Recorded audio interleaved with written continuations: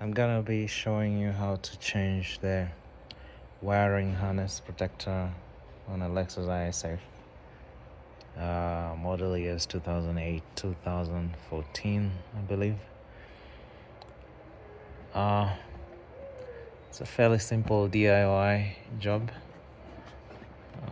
but you have to know what you're doing. First thing, you need to make sure that the car is not hot, so do not drive the car. If you want to do this job, I suggest you don't drive the car.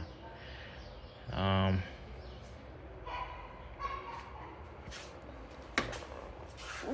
so this is it. This is a common problem because of the excessive heat that this car produces. This harness protector never survives. So that's the reason why. I'm just OCD, but I think it will be fine the way it is. But I'm just gonna replace it because I can. So I'll try to record as much as I can, but there's really not much here to do. There's about 4 10mm bolts here that need to be unscrewed, and then just have to find a way to maneuver and know which injector drivers to disconnect in order, because there are two pieces here.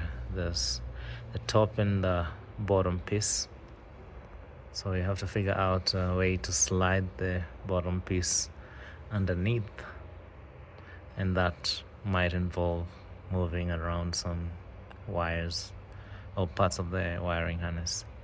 So I think I'll time lapse through the rest of this thing, and then we'll come back and take a look at what it looks like after we are done. So this is the replacement plastic piece. This was bought directly from Lexus, from a Lexus dealership in the US.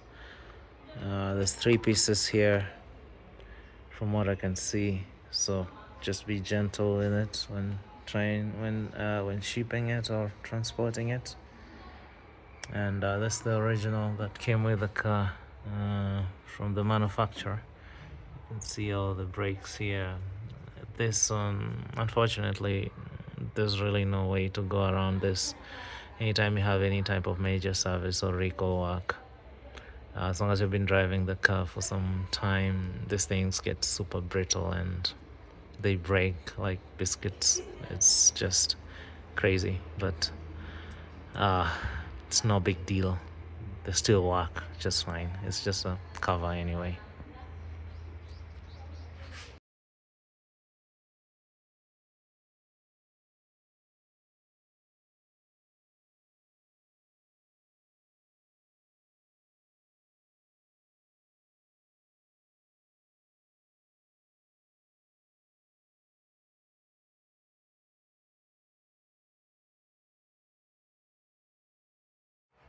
So this is what this wiring harness looks like once you open it up.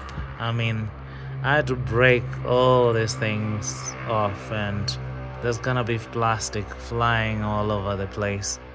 Just make sure you clean up very well. Like you can see, there's a piece of plastic in there.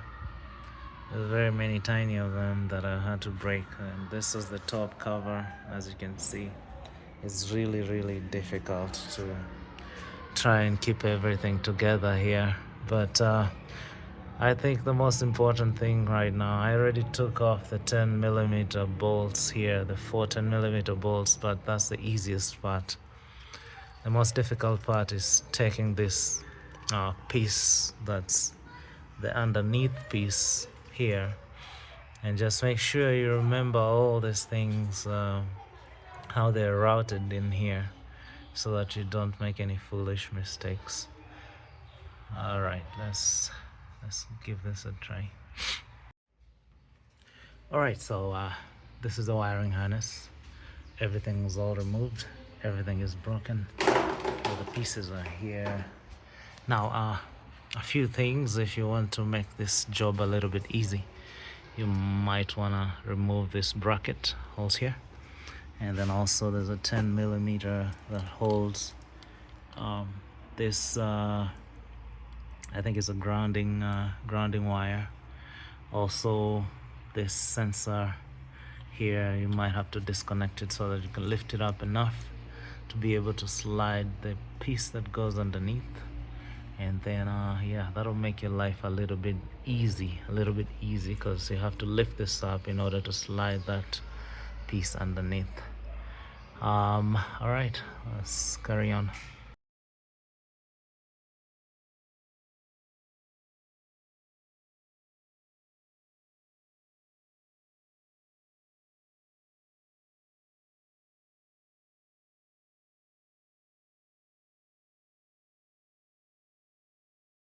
All right, so it's getting dark out here.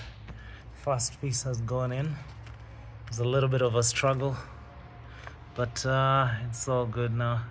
So it's just a matter of pushing these cables down and making sure everything is flat and ready to receive the top piece. Then we bolt everything up and we're good to go. All right, so finally we are done. So this is everything all buttoned up. Fits perfect. There's some zip ties that you have to put back in these areas if you want to. I don't think I'll do that, but if everything is lined up perfectly, everything snaps pretty easy. The only area I can see a little bit of a problem is this area, because there's quite a lot of cables here. But yeah, it's been a pretty easy job, I'd say. Very easy DIY job. If you have the patience, you can easily do it. But you just have to be super careful not to mess up any of the cables, because it's pretty easy. But also, apart from the bracket here, you have to also make sure you pull the sensor connector here out. But yeah, I'm pretty impressed, so I'm gonna give it a start. Just make sure I haven't. Also, just make sure you clean up all the plastics that are broken and fallen inside the engine bay. Otherwise, you're probably gonna have some problems. All right, cheers.